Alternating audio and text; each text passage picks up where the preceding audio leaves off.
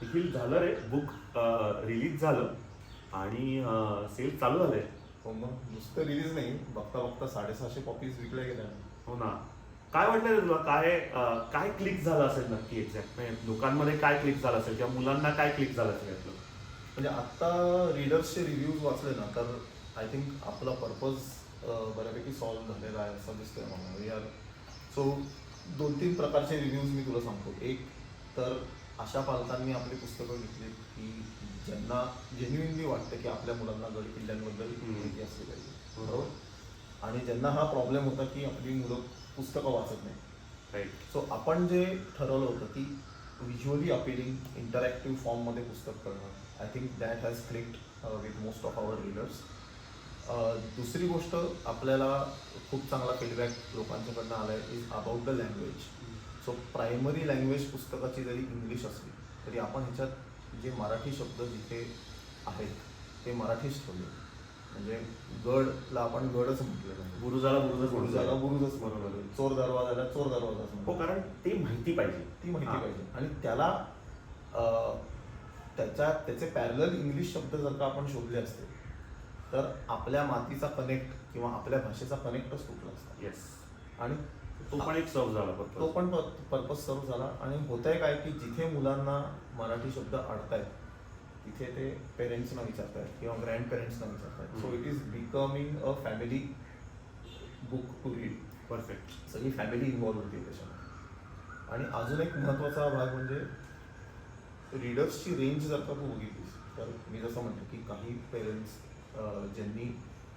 ज्यांना जेन्युइनली वाटतं की हिस्ट्रीबद्दल मुलांना माहिती असली पाहिजे, किल्ल्यांबद्दल माहिती असली पाहिजे, असे आहेत. पण ज्यांना स्वतःलाच कदाचित तेवढी बॅकग्राऊंड नाही आहे, अशा लोकांनी आपली पुस्तकं घेतली. वेरॅज आपली पुस्तक इंडॉलॉजीमध्ये किंवा गड किल्ल्यांविषयी टेक्निकल माहिती असलेले पेरेंट्सनी पण घेतलेली आहे आणि त्यांचे खूप चांगले फीडबॅक आलेले. सो याचा अर्थ काय होतो की आपला जो तिसरा हेतू होता की इंटरेस्टिंग फॉर्ममध्ये जरी पुस्तक आपण देत असतो मुलांना, कॉमिक ट्रीटमेंट जरी असली तरी आपण कुठेही कॉम्प्रोमाइज फॅक्ट्सवरती केलेलं नाही किंवा त्या कॉन्सेप्टवरती कॉम्प्रोमाइज नाही. कॉन्सेप्टवरती कॉम्प्रोमाइज नाही झालेलं. सो बऱ्याच लोकांनी किंवा तज्ज्ञ लोकांनी सुद्धा, गड किल्ल्यांविषयी माहिती असलेले तज्ज्ञ आहेत, त्यांनी सुद्धा आपल्याला खूप पॉझिटिव्ह फीडबॅक दिलेले आहे त्याच्याबद्दल.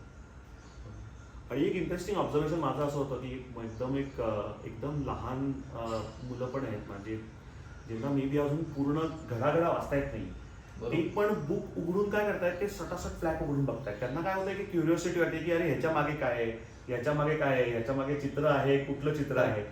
तर आय थिंक त्यांनी एंगेजमेंट खूप छान होती. म्हणजे आता त्यांनी एकदा बघून पुस्तक ठेवण्यापेक्षा आणि पुढे बघू, फ्लॅग बघू, याच्या मागे काय आहे. तर हे आपला तो जो एक ऑब्जेक्टिव्ह होता करेक्ट की एंगेज झालं पाहिजे. आय थिंक फर्स्ट रिॲक्शन कुठल्याही एज ग्रुपची किंवा लहान मुलांची म्हटलं तसं वाचता येत नसलेल्या मुलांची सुद्धा फर्स्ट रिॲक्शन पुस्तक अट्रॅक्टिव्ह आहे म्हणूनच तो मुलगा किंवा मुलगी पुस्तक पटकन उचललं जाते. आणि that is the first step towards reading the book. Yes. So I think ते आपलं खूप चांगलं गेलं आहे. आणि आपल्या जो थॉट प्रोसेस आहे की इथनं पुढे सुद्धा आम्ही जेव्हा पुढची पुस्तकं जेव्हा आपण करणार आहोत तेव्हा हाच फॉर्म आपला असणार आहे. हो. की हेवी इलस्ट्रेशन्स, अट्रॅक्टिव्ह इलस्ट्रेशन्स, थोडीशी ट्रीटमेंट वेगळी, history in a colourful way and in a interesting way and in a interactive way. जसं आपण म्हणतो तसं unfold the past, discover the adventure.